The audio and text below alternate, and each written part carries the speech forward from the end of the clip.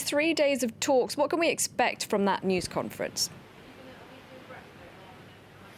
Well, you know, one of the things that's most interesting about this news conference is just how different it's going to be from the one at Quebec last year for the last G7. That time, as in previous G7 summits, there was essentially a race to the lowest common denominator at the end so that they could come up with a final communique. This time round, it's not going to happen. Emmanuel Macron said he's dispensing with that this year so that they can concentrate on a range of issues, which he's going to summarize later on this afternoon. So I think what they'll be talking about is what they've achieved together. And clearly, they're going to try and put as positive a spin on things as possible, perhaps starting with Iran.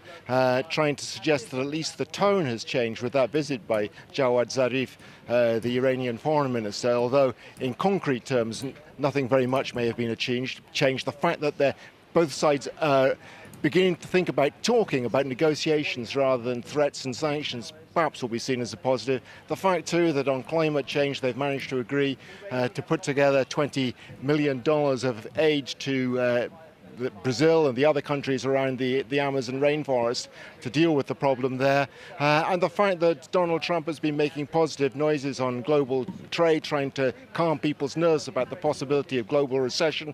He said he had two very useful telephone conversations with the Chinese in which they said they're ready to talk. So I think they'll be trying to emphasize those positives. You know, there'll be no big achievement from the G7 summit, but there rarely is. This is really about a talking shop of the seven heads of state of these like-minded countries, and they'll be trying to put as positive a spin on what they've spoken about and achieved as they possibly can.